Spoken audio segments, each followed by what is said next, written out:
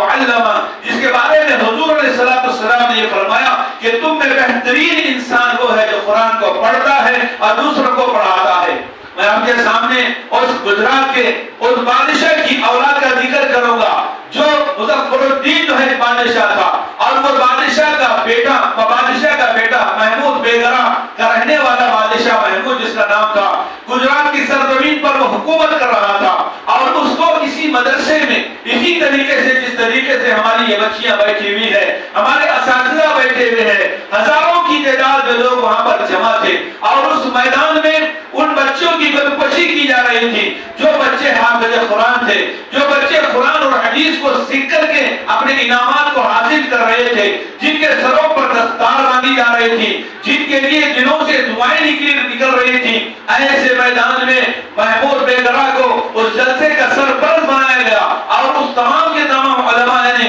اس بادشاہ کی نگرانی میں بہت بڑا جلسہ کیا، اور کچھ بچوں کی جب دستار بندی کی جا رہی تھی، اس وقت کے محمود بیگرا بادشاہ کو بڑی حسرت ہو رہی تھی، بڑا رو رہا تھا، اور اس میں یہ کہا گیا تھا، حدیث سنائی گئی تھی کہ کتنے بابرکت ہے، کتنے مبارک ہے وہ چہرے، کتنے بابرکت اور کتنی مبارک ہستیاں ہیں جن کی اولاد حافظ قرآن ہے۔ یہ حافظ قرآن کے والدین قیامت کے میدان میں اللہ تبارک و تعالی ساری دنیا کو وہاں پر جمع کرے گا، سورج اپنی جگہ اپنے غم و غصے کا اظہار کرے گا، اور اس کے اندر بھیانک تپش ہوگی، ایسے موسم میں بھی اللہ تبارک و تعالی حافظ قرآن کے والدین کو ان ساری دنیا کے سامنے ہیرے اور موتی کا تاج ان کے سر پر پہنایا جائے گا، اور وہ ہیرے موتی اتنے چمکدار رہیں گے، وہاں پر سورج اور چاند کی روشنی بھی مدھم پڑ جائے گی، لوگ کہیں گے کہ یہ کون ہے جن کے چہرے اتنے چمکدار ہے، یہ کون ہے کہ جن کے سروں پر ہیرے اور موتی کے تاج پہنائے گئے ہیں، تو وہ یہ کہیں گے کہ یہ وہ والدین ہیں جن کی اولادیں حافظ قرآن تھی، جن کو حضور علیہ السلام نے 10 ایسے خاندانوں کو جنت میں لے جانے کی سفارش کا ذریعہ دیا کہ جن کو جہنم میں جانا واجب تھا۔ یہ وہ بابرکت ہستیاں ہیں جو دنیا میں اپنے والدین کے لیے، اور جن کے والدین جو اپنے بچوں کو حافظ قرآن بنا رہے تھے، اور یہ حدیث جیسے ہی محمود بیگرا نے سن کر کے بے چین ہو گیا، بے قرار ہو گیا، اور حسرت بھری نگاہوں سے بچوں کے چہروں کو دیکھنے لگا، دل میں یہ کہہ رہا تھا، زبان سے الفاظوں کا استعمال ہو رہا تھا، یہ کہہ رہا تھا کہ کاش میری اولاد بھی حافظ قرآن ہوتی، کاش میری اولاد بھی قیامت کے میدان میں ان کے حفظ قرآن کی یاد کرنے کے ذریعے سے اللہ تبارک و تعالیٰ کا قیامت کے میدان میں ہمارے سروں پر بھی ہیرے اور موتیوں کا تاج پہنا تھا، کاش میری کوئی اولاد حافظ قرآن ہوتی۔ یہ الفاظ اس کا بیٹا جو مظفر الدین تھا اس نے سنا، اور سن کر کے اپنے بات کی لاج رکھ لی، اپنے والد محترم کی بات کی لاج رکھ لی، اور لاج رکھنے کے بعد یہ خاموشی سے اس کو وہ علاقہ دیا گیا، بنگال کا علاقہ دیا گیا کہ جاؤ بنگال کے علاقے کو سنبھالو، اور وہاں جا کر حکمرانی کرو، اور وہاں کے حالات کا جائزہ لو۔ جیسے ہی یہ بچہ جلسے سے فارغ ہو گئے اور یہ سال گزر گیا، 1 سال کا وقفہ گزرا، 1 سال کا وقفہ گزرنے کے بعد یہ مظفر الدین اپنے والد محترم کے ہاتھوں سے قرآن لیا اور لے کر کے اپنے سینے سے لگایا، خاموشی کے ساتھ جیسے ہی والد نے بنگال کا علاقہ اس کی نگرانی اور اس کے ماتحت میں دے دیا، اور وہاں پر حالات کیے تھے، حکمرانی اپنی جگہ ہے، نگرانی اپنی جگہ ہے، لوگوں کا خیال اپنی جگہ ہے، اور تمام رعایا کے ذمہ داریوں کو نبھانا اپنی جگہ ہے، لیکن راتوں میں بیٹھ کر یہ اللہ کا بندہ قرآن مجید کی تلاوت کرتا، روزانہ آدھا پارا پو پارا یاد کر لیتا۔ 1 سال کا وقفہ گزر گیا، یہ حافظ قرآن بن کر کے گجرات کی سرزمین پر تشریف لے گیا، اور جب والد محترم نے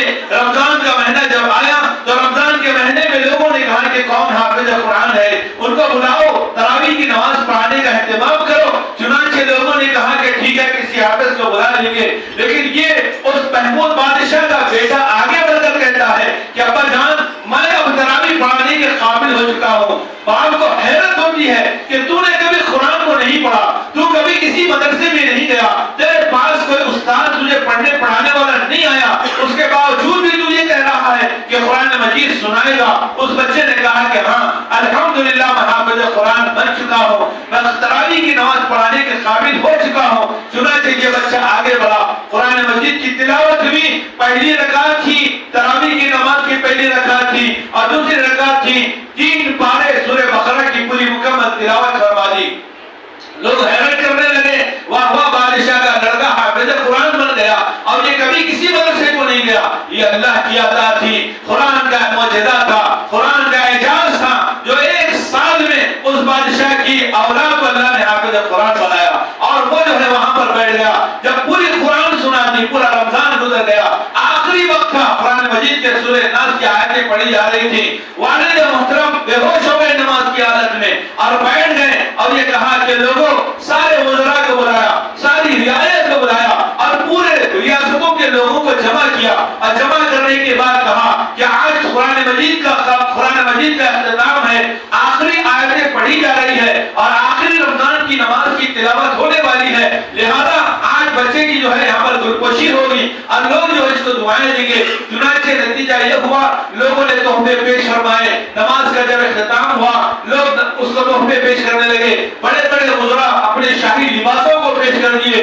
بہت ساری چیزیں ان کی خدمت میں پیش کی گئی، لیکن وقت کا بادشاہ یہ کہہ رہا ہے اور غور کرنے کی بات ہے، قرآن کا کیسا اعجاز ہے، قرآن کیسی ایک معجزے والی کتاب ہے، اور قرآن کا احترام لوگوں کے دلوں میں کیسا رہتا ہے، اور قرآن کو چاہنے والوں کے ساتھ اللہ کیسے جو ہے ان کو بادشاہوں سے نوازتے ہیں۔ یقیناً وہ بادشاہ بیٹھا ہوا ہے اور بچہ سامنے بیٹھا ہوا ہے، اور نماز جیسی ختم ہو گئی، لوگ گلپشی کرنے لگے، ساری کی ساری چیزیں دینے لگے، سارے ملازمین اور سارے رعایا اور سارے وزراء اپنے اپنے تحفے اس بچے کی خدمت میں پیش کر دیے، لیکن آخری میں ان کے والد محترم محمود بیگرا کی باری تھی، اور یہ بڑی کرسی پر سجی ہوئی کرسی پر بیٹھا ہوا تھا، جس کرسی کو ہیرے اور موتیاں لگی ہوئی تھی اور شاہی تاج پہن کر کے بیٹھا ہوا تھا، لیکن اس بچے سے یہ کہا کہ سارے لوگوں نے اپنے اپنے ہدیے اور اپنے اپنے تحفے پیش کروا دیے، آج میرا بھی کام ہے کہ میں میرے بچے کی خدمت میں کوئی عظیم